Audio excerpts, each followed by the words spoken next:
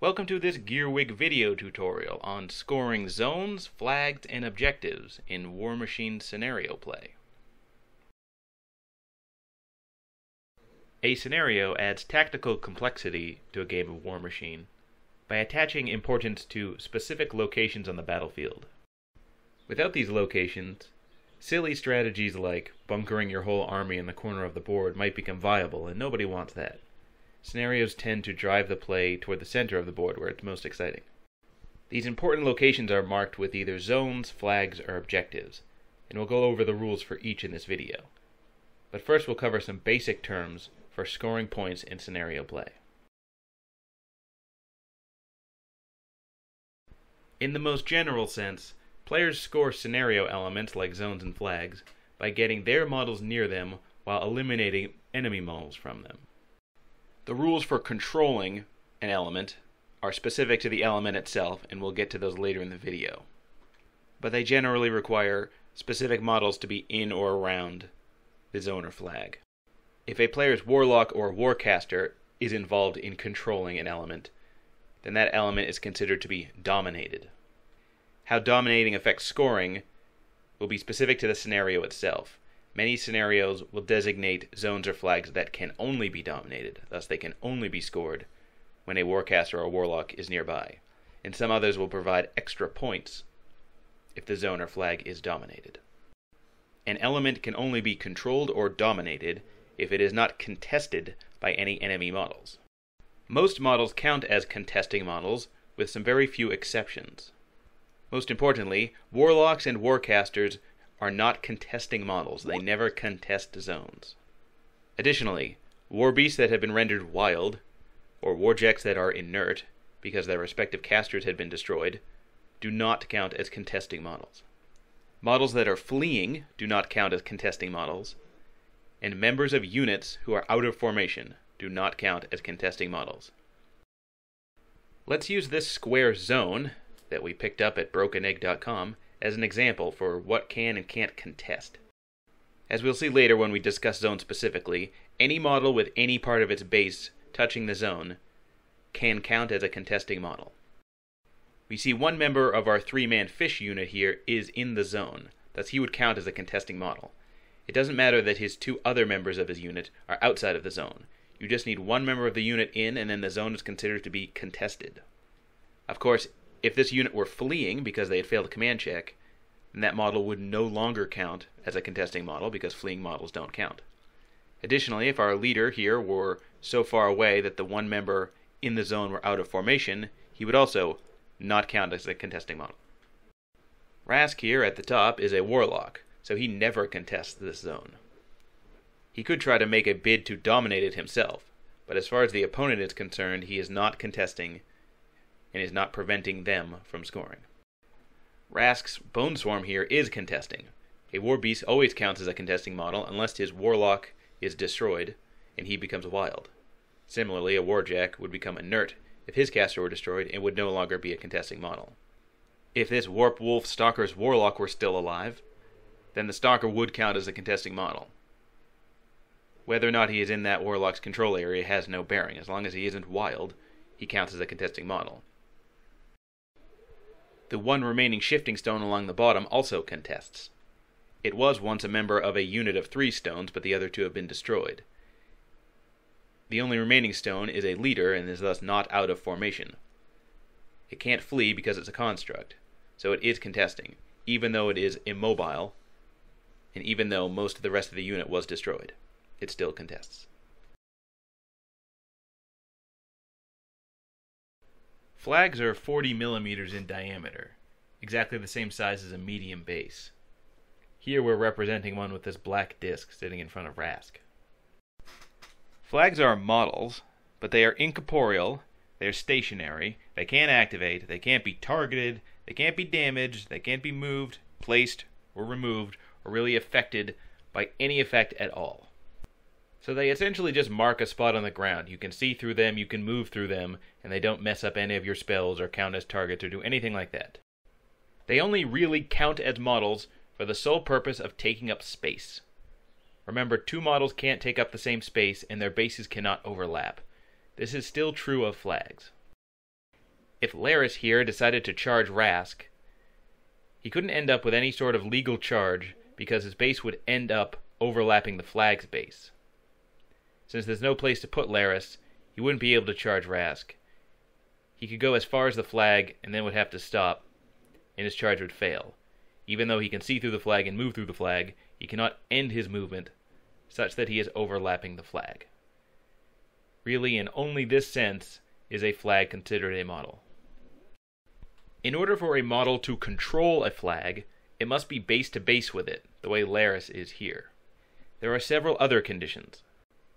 Warbeasts who are wild, or warjacks that are inert, cannot control a flag, even if they are base to base with it. Models that are fleeing cannot control flags. Additionally, immobile models cannot control flags. Lastly, for a model to control a flag, there must not be a contesting enemy model within 4 inches of that flag. If the model base to base with the flag is a warcaster or warlock, like Kaya here, then instead of controlling the flag, she is dominating the flag. Scenarios often have different rules for dominating flags. It may be the only way to score a flag, or it may provide bonus points for scoring a flag. A flag cannot be both controlled and dominated. Even though Laris and Kaya are both here, the flag is not controlled and dominated, it is simply dominated. If instead of Kaya and Laris, our Gallows Grove were base to base with the flag, it would not be able to control the flag.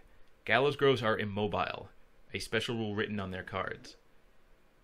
Other models like Shifting Stones or Stormwall Stormpads are also immobile.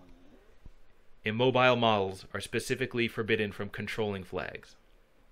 Remember that immobile models like Shifting Stones are considered to contest zones and flags, but they cannot control flags.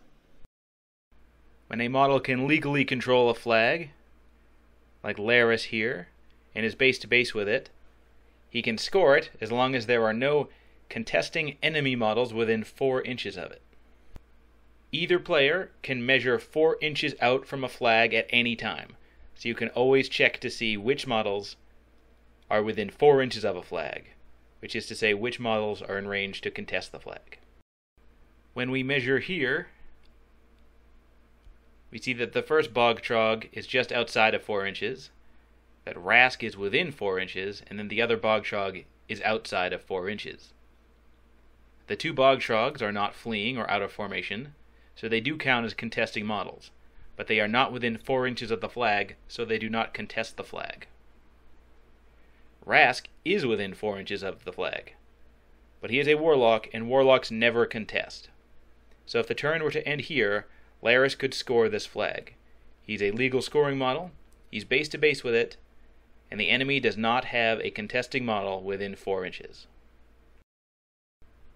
If one of our Bog Trogs were instead pushed up a little bit, here, say, he would clearly be within 4 inches of the flag. He would then contest the flag. If the turn ended here, Laris would not be able to score this flag. It would be up to the circle player to clear out that one contesting model to score the flag. Again, the circle player can measure 4 inches from the flag at any time, so he can always know which models are contesting and which are not, and plan his tactics around that. How many points are scored when a model scores a flag will be determined by the specific scenario. Some scenarios have flags that can only be dominated to score points. Others can be controlled and dominated, and are often given bonus points when they are dominated. Scoring doesn't start until the second player's second turn ends. You cannot score flags until the end of the second player's second turn. Scoring always happens at the end of each player's turn, which means you can score points at the end of your turn by controlling a flag, but also score points at the end of your opponent's turn. So, if during your turn you secure a flag and score the points for it, if your opponent does not then contest it on his turn, you'll simply score again. Then it'll be your turn again, which, unless you move off your flag, you'll be able to score that a third time. Points add up quickly in Warmachine, so you can almost never afford to let your opponent continue scoring a flag like this. If he ends his turn scoring a flag, it will usually be your top priority to at least contest it with one model at the end of your turn. When members of units attempt to score flags, there are a couple added requirements. Units are still beholden to all the general requirements for scoring flags, which means they can't score if they are fleeing, immobile, or if the flag is contested by an enemy model. In addition to these, unit members also have two special requirements. Firstly, a unit member can only score a flag if his unit has at least half its original members.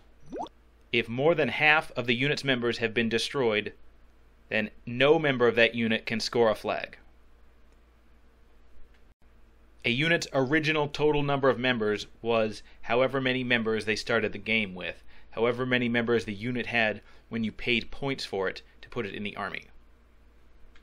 These Wolves of Orboros here on the left can be bought in groups of 6 or 10, and they can have a 2-person unit attachment as well. So their original number, depending on how I built my list, could be 6, 8, 10, or 12. That is the number I use to determine whether or not half its original members are still alive. The second condition for a unit to score a flag requires at least one member of the unit to be base-to-base with the flag, and all members of the unit to be within 4 inches of the flag. They do not need to be completely within 4 inches, just within 4 inches, which means any part of their base they could just tow in and be within 4 inches of the flag. And remember, you can always measure 4 inches out from any flag at any time to check to see if you are close enough to score. If, for instance, this one Wolf of Orboros were way out here, beyond 4 inches, then no member of the unit could score the flag. Even though one of the members is base to base and the rest are within 4 inches, if just one member is outside of the 4-inch radius from a flag, then no member of that unit can score it. This requirement makes it particularly difficult for very large units to score flags. If, say, a 12-man unit tried to score a flag, all 12 members would have to be within 4 inches of the flag, which would require you to bunch them up, and this would be a bad idea. It's often better to look for a solo or other cheaper model to score a flag in this case. If several of our original Wolves of Orboros had been destroyed, we also would be unable to score the flag. Here we bring our unit from 6 members all the way down to 2. This is less than half. So neither member of this unit can score a flag anymore, even though one of them is base to base and the other one is within 4 inches of the flag, because they are part of a unit that now has less than 50% of its original members. Neither member can score anymore. If just one extra wolf had survived, then they could score, because then they'd have exactly 50% of their original numbers, as the unit had started with 6 when the game started. You need to be under 50% to be ineligible to score flags, as these two now are.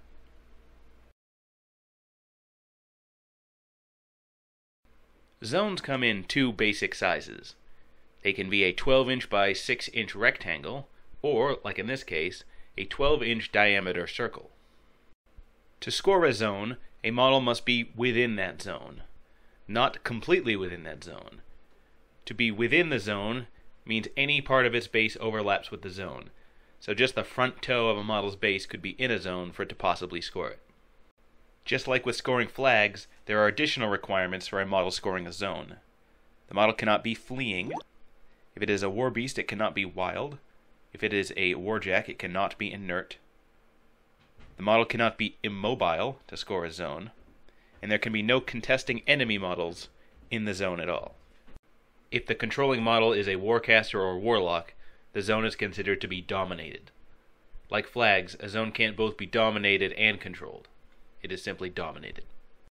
If Kaya here were starting her turn looking to dominate this zone, she'd have to remove this one bogtrog to pull it off. His base is overlapping the zone, which means he's considered to be within the zone. His unit isn't fleeing, and he is not a formation, so he counts as a contesting model. She would have to move or destroy him to score the zone. Rask here is a warlock, and warlocks are never considered to be contesting models, so she doesn't have to get rid of him to score. If instead, Kaya had ended her turn like this, with the bogtrog eliminated, but herself and her stalker outside of the zone, she would not be able to score it. While there are no more enemy contesting models, she does not have any part of her base in the zone. Neither do her 2 warbeasts, so they cannot score the zone. She still has a unit of shifting stones within the zone, but they cannot score it because they are immobile, and immobile models cannot score zones. So if she ended her turn like this, she would score no points. When a unit attempts to score a zone, there are 2 additional requirements for that unit to fulfill. The unit must contain at least 50% of its original starting number, and every member of that unit must be within the zone. This unit of albino gators could score this rectangular zone. They've removed any possible enemy contesting models. They contain at least 50% of their starting number, in this case all of their starting number, and each member of the unit is within the zone, even this guy at the top who is just towing into the zone. If this top member of the unit stepped outside of the zone, no member of this unit could score the zone. In order for a member of the unit to score the zone, every member of the unit must be within the zone. So in this case, the albino gators would not score. If 2 members of the Gatorman unit were destroyed, they would drop below 50% of their starting number and would not be able to score the zone. Even though the leader is completely within the zone, and he is not fleeing and there are no contesting models, since his unit now contains less than 50% of its original starting members, no member of the unit could count as a scoring model. The last scenario element we'll cover in this video is the objective. Objectives are 50 millimeters in diameter, the same size as a large base. They can be represented on the board by large bases or by equivalently sized things like this wooden thing. Like with zones and flags, an objective's placement will be dictated by the specific scenario you are playing. Objectives are large base models that take up space on the board. They normally cannot be moved through and can block line of sight. Every objective in the 2015 Steamroller packet will be assigned to a player. These objectives count as friendly faction models for that player, and count as enemy models for the opponent. As a result, objectives can contest zones and flags, and scenarios will often specifically place them so that they contest the zones and flags in that scenario, forcing an opponent to remove them.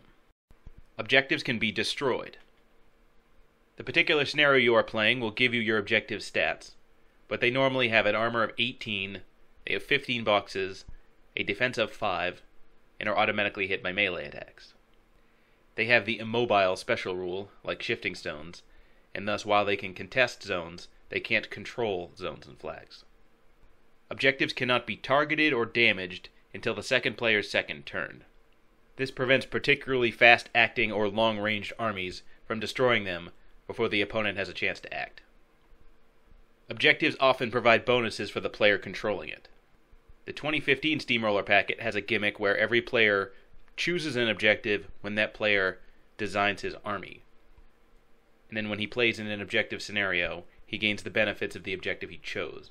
We won't get into the particular benefits in this video, but know that most objectives provide some sort of benefit, and they usually provide it within 4 inches of the objective. The points scored from an objective are dictated by the specific scenario you are playing, but most objectives are worth 1 point when they are destroyed. In this example, we see Kaya and her Warp Wolf Stalker moving in on a flag being held by a Bull Snapper. The objective in the middle is owned by Rask, as determined by the particular scenario they are playing. The Stalker here would like to charge the Bull Snapper such that the Stalker ended up base to base with the flag. He'd have to charge in such a way that his base didn't clip the objective, though. The objective is a solid model that would block a charge. If the Stalker were able to destroy the Bull Snapper while base to base with the flag, he wouldn't have to worry about Rask being a contesting model. Rask is a Warlock, and Warlocks never contest. Unfortunately, the objective would contest. The objective, as determined by the scenario, is owned by Rask.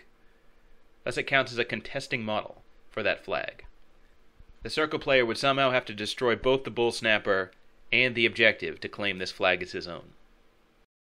Remember that the objective counts as a model. If the Stalker were to go berserk and position himself such that he had both the Bull Snapper and the objective in his melee range, he could potentially berserk from the Bull Snapper onto the objective after the Bull Snapper died. Objectives also absorb electro leaps and other abilities that affect nearby models. By assigning importance to specific locations on the battlefield, scenario elements add tactical complexity to a game and force all the action to the middle where it's more compelling. Beginners often forego scenario elements and just play caster kill when they are getting started. Warmachine's already complicated enough, and it's tough to learn these rules on top of learning how your army works. But if you incorporate zones, flags, and objectives into your games, and take them into consideration for your strategy, you can up your win percentage, particularly with casters who don't excel at the assassination game. Thank you for watching. For more guides, battle reports, and articles, check out Gearwig.com. You can email me at boss@gearwig.com or check out our Facebook or Twitter pages. If you want to help the site, tell a friend and subscribe to our YouTube channel. Thank you.